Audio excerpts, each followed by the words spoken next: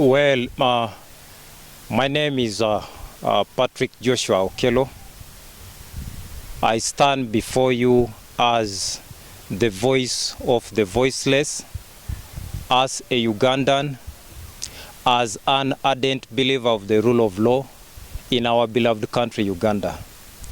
So today, the whole day, I've been getting phone calls from different people, especially those ones who are concerned on knowing on social media and other platforms. So basically, the chronology of the history of the ongoing matter is that yesterday at around midnight, coming to 1 a.m. in the night, I started feeling a difficulty in my breathing because of the chronic disease that I have. So when it kept on insisting, I decided to call the caretaker of where I reside. So I came, I explained to him, I basically told him that there's a way I'm feeling, my breathing is not normal.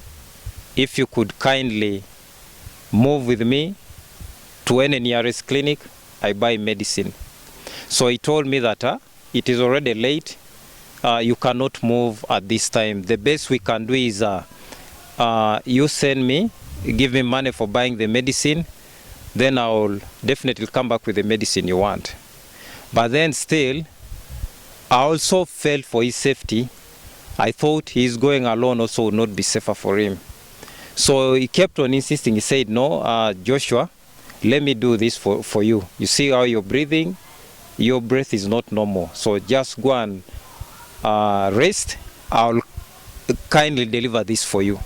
So I accepted his request, whereby I entered inside the house. So he moved. I gave him the keys for my car. So he bought that. But unfortunately, according to him, he says on his way back, when he arrived at the entrance of my place, at the gate, he saw two armed people.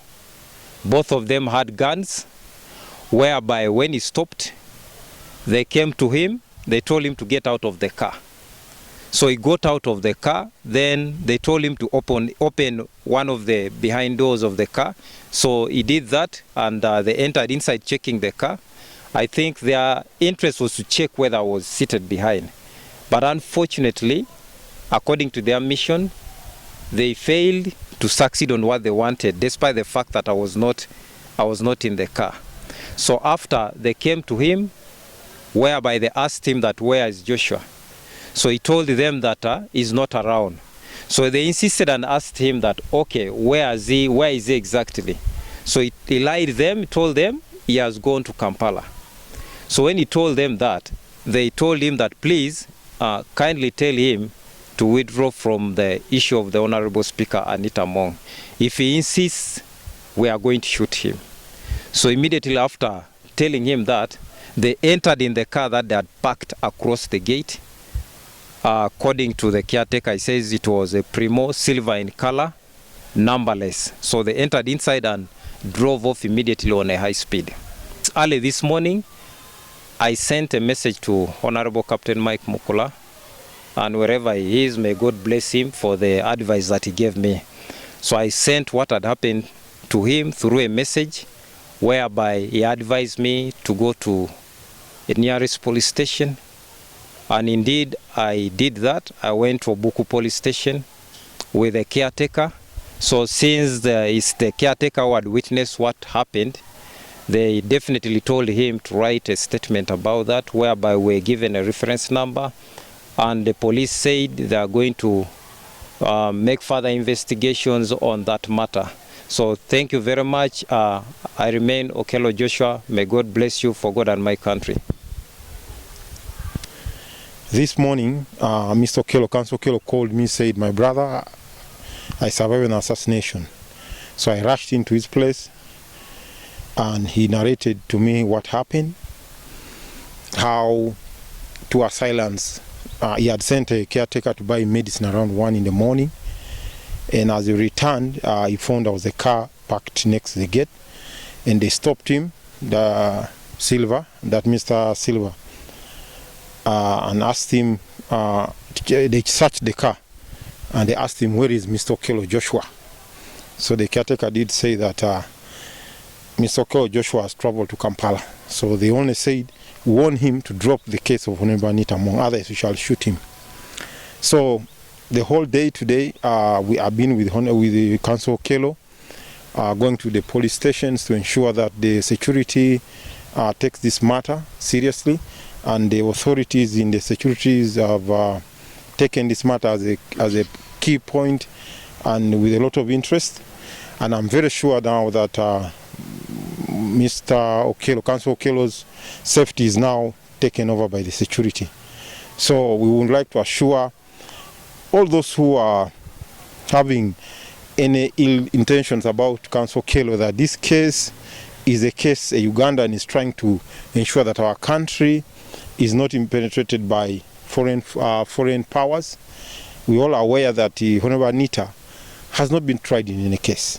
I mean, in any court and found guilty, or even she's not under any trial.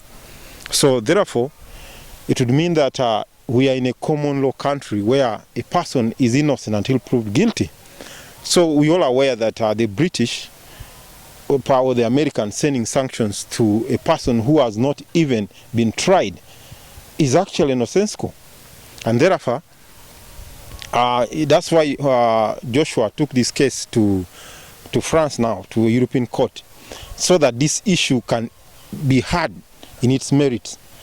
So we're wondering who is behind these planned moves against Council Okello's life.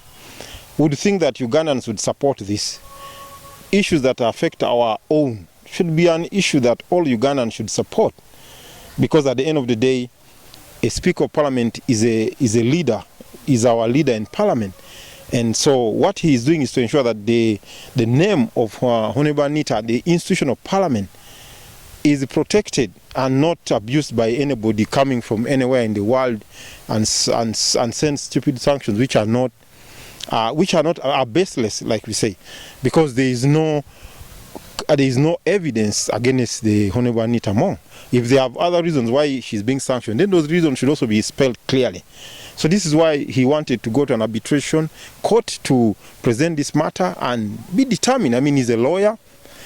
He has a right to challenge things that are not legally clear. And so there should be no reason why anybody should be against what Okello is doing, because I think that if something has happened to you and you don't like it, the best way is to go to an arbitrator, which is a court of justice. This is international justice of human rights in France. So I think that he is doing a normal thing that any concerned Ugandan or any lawyer, he feels is not proper, is to go to inquire in court. So why would anybody be against Okello? What has he done? He's doing what really anybody, any sensible, right-thinking person would do. So personally, I believe we should support Okello. I really wouldn't understand. He's not even, I know many are saying, oh, this young man is getting money. I don't think even up to this moment, Okello has even spoken to the Speaker of Parliament. He is doing it as a humanitarian lawyer, human rights lawyer. He feels some issues have been omitted when they passed the sanction. So he went to law school, and these are things he went to study about, to protect people's rights. So maybe there are those who are saying this young man has got money, he's going to get money. But if he's going to get money, I mean, if you work hard, you get paid. And he's never stopped anybody from doing this very issue. So honestly, I am so disheartened by those who would plan such acts. So really, this is what I can say.